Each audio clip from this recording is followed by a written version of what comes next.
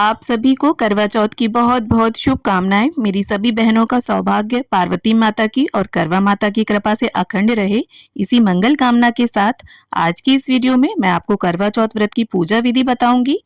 तो सुहागन महिलाएं अपने पति की लंबी उम्र के लिए करवा चौथ के दिन निर्जल निराहार रहकर व्रत रखती हैं और शाम के समय चंद्रोदय के बाद व्रत का पारण करती हैं।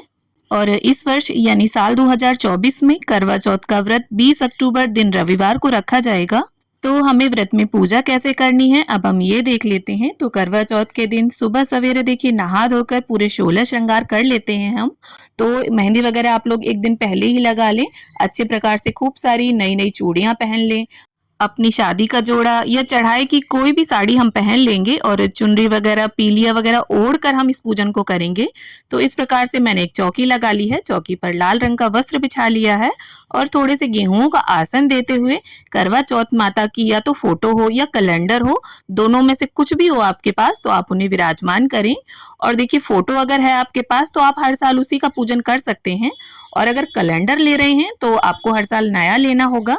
और इस फोटो में देखिए गणपति जी बने हुए हैं, तो गणपति जी का पूजन हम यहीं पर कर लेंगे।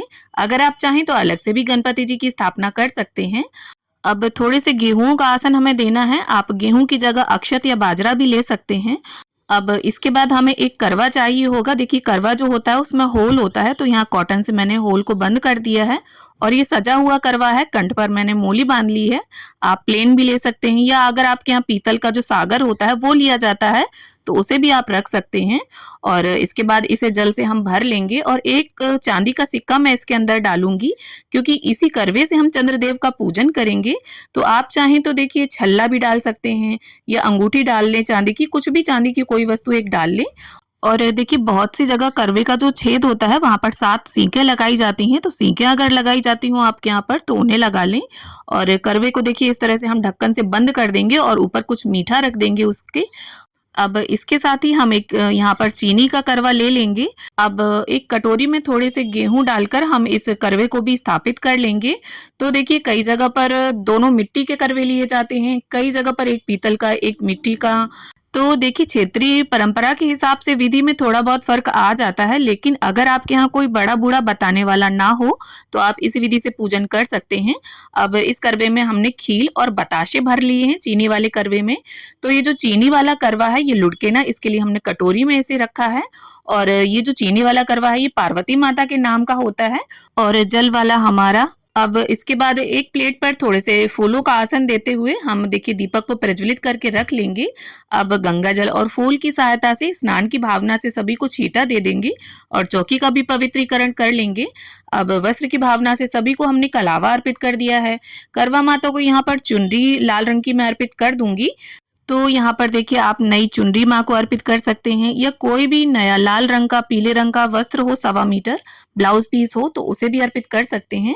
अब इसके बाद देखिए सभी को हम तिलक कर देंगे, गणपति जी को, करवा चौथ माता को, सूर्यदेव, चंद्रदेव, वीरावती के सातों भाई और फोटो में जितने भी देवी देवता विद्यमान है सभी को हम टीका कर देंगे। साथ ही हमने जो दोनों करवे रखे हैं उन पर तिलक कर देंगे, दीपक का भी पूजन कर लेंगे। अब देखिए करवा चौथ के व्रत में बहुत सी जगह तो कलश स्थापित किया जाता है और बहुत सी जगह कलश की स्थापना नहीं की जाती। तो कलश स्थापित करके हमें किस तरह से करवा चौथ व्रत में पूजन करना है इसकी वीडियो भी मेरे चैनल पर डली हुई है। वीडियो का लिंक आपको डिस्क्रिप्शन में मिल जाएगा। अब इसके बाद गणपति जी को यहाँ पर गुड़ल का पुष्प, धूप घास और जनेऊ मैं अर्पित कर दूंगी। और जो भी पुष्प हो आपके पास आप वो सभी को अर्पित करें, और पुष्प ना हो तो बिना फूलों के भी देखिए इस व्रत में पूजन किया जा सकता है। अब इसके साथ ही देखिए करवा चौथ माता को यहाँ पर कुछ श्रृंगार का सामान हम भेंट कर देंगे।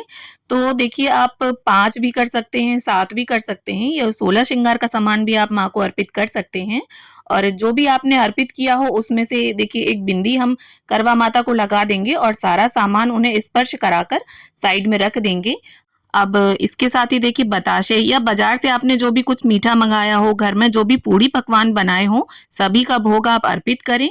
और घर में जो भी ऋतु फल उपलब्ध हो उनका भोग प्रसाद आप अर्पित करें। और साथ में देखिए जिस छलनी से आप चंद्रमा को देखेंगे वो छलनी भी यहीं पर रख लीजिएगा।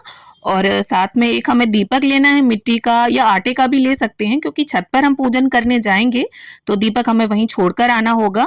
और छलनी नहीं होना जरूरी नहीं है, आप पिछले साल की भी यूज कर सकते हैं। और इसके साथ ही देखिए करवा चौथ के व्रत में बायना जरूर निकाला जाता है।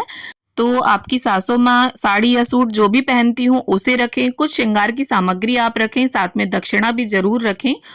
और इसके बाद साड़ी के पल्लू में थोड़ा सा जल लेकर इस तरह से देखिए जो भी बायना आपने निकाला है उसके चारों तरफ इस तरह से वार देंगे हम, इस बायने को मिनस लेंगे हम। तो अब हम एक लोटे में शुद्ध जल भरकर यहाँ चौकी पर रख लेंगे और हाथ में थोड़े से गेहूं के दाने लेकर अब हम करवा चौथ के व्रत की कथा को पढ़ लेंगे या सुन लेंगे। और देखिए अगर आप साथ में पूजन कर रहे हैं, देवरानी जेठानी या सखी सहेलियां, तब तो कोई कथा पढ़ता है कोई सुनता है तो काफी अच्छा लगता है।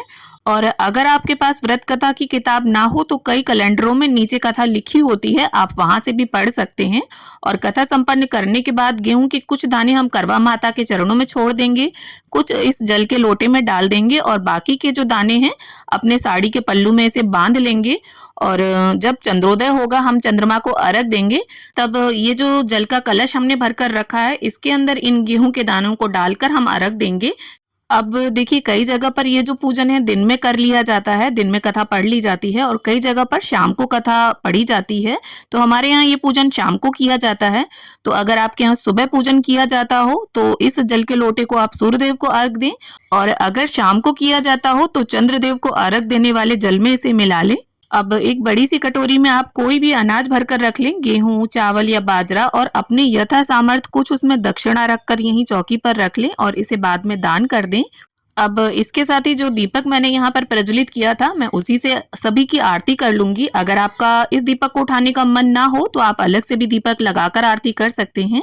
तो सबसे पहले गणपति जी की आपको आरती करनी है, क्योंकि चौथ की जो तिथि होती है वो गणपति जी को समर्पित होती है। और करवा माता का, पार्वती माता का, सूर्यदेव का, चंद्रदेव का, सभी का मन में ध्यान धरते हुए हम प्रेम पूर्वक सभी की आरती उतार लेंगे। अब इसके बाद देखिए हमें 7 बार इन करवों को फेरना होगा। तो इस तरह से हाथों को क्रॉस करके हमें करवे इस तरह से बदलने होते हैं। तो देखिए करवे आपस में बदलते समय, फेरते समय टकराने नहीं चाहिए। और आपको करवों को फेरते समय बोलना है, पार्वती माता सुहाग दे, पार्वती माता सुहाग दे। यानी पार्वती माता का सुहाग जिस तरह से अखंड है, अमर है, उसी तरह से हमारा सुहाग भी अमर रहे, ऐसी शुभ कामना के साथ हमें 7 बार इन कर्मों को फेरना है। और 7 बार बाद आप देखेंगे जहां पार्वती माता का करवा था वहां पर आपका करवा आ जाएगा, और जहां पर आपका करवा था वहां पर पार्वती माता का आ जाएगा। अब देखिए अगर आपने सिर्फ एक करवा लिया है तो फिर हम क्या करेंगे, इस तरह से करवे को हाथ में लेंगे और 7 बार हमें करवा माता की तरफ दिखाते हुए इसे फेर लेना है। क्योंकि कई जगह देखिए एक ही करवा लेते हैं, 2 करवे नहीं लिए जाते। और इस समय भी यही हमें बोलना है, पार्वती माता सुहाग दे, पार्वती माता सुहाग दे। अब इसके बाद देखिए हमें अपने पल्लू में अपनी शादी का सिंदूरा रख लेना है और करवा माता से और पार्वती माता से इस तरह से हम सुहाग लेने की विधि को कर लेते हैं। तो 5 बार या 7 बार हमें करवा माता को इस तरह से सिंदूर अर्पित करना है। और जितनी बार भी आप करवा माता को सिंदूर अर्पित करेंगे उतनी ही बार आपको माता से सिंदूर को सुहाग के रूप में लेकर अपनी मांग में लगा लेना है। अब इसके बाद हाथ जोड़कर सभी से पूजा में रही कमियों के लिए क्षमा याचना कर लेंगे और अपने पति की लंबी उम्र के लिए पार्वती माता से, करवा चौथ माता से प्रार्थना कर लेंगे कि हे माँ, जिस तरह से आपका सुहाग अमर है वैसे ही हमारे सुहाग को भी अमर रखना। और इस पूजन के बाद हम चंद्र पूजन करेंगे, चंद्रमा को अर्घ देंगे और पति पूजन करने के बाद हम अपने व्रत का पारण करेंगे। और देखिए सभी बड़ों का आशीर्वाद लेना आप ना भूलें, जितने भी घर में आपके बड़े बुजुर्ग हैं सभी के आप चरण स्पर्श करें और सभी का आशीर्वाद लें। तो आशा करती हूँ करवा चौथ की ये सरल पूजा विधि आप सभी को जरूर पसंद आई होगी। वीडियो अगर थोड़ी भी अच्छी लगी हो, थोड़ी भी आपको पसंद आई हो तो प्लीज वीडियो को लाइक करें। और हिंदू धर्म के व्रत, तीज त्योहार में पूजा कैसे की जाती है ये जानने के लिए मेरे चैनल को सब्सक्राइब करें। तो मिलती हूँ आप सभी से एक नए वीडियो के साथ, तब तक के लिए हरे कृष्णा, राधे राधे।